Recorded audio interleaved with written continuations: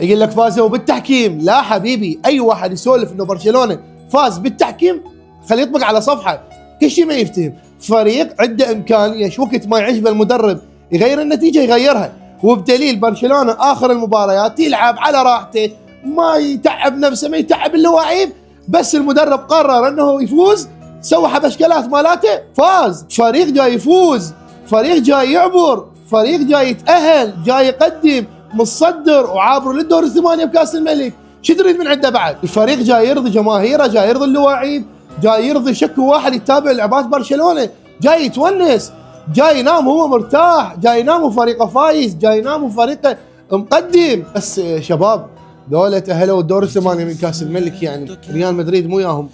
مدريد وين؟ شافهم ايش توصلنا لهاي المرحلة، بعد وبعد والجاي، بس الله يعلم شنو. جماهير برشلونة تونسوا، احنا السنة بالضيم بالضيم عمي، ما اعرف والله بعد، بس الله يرحمنا، يفرها علينا شوية مثل ما فرها عليكم شوية.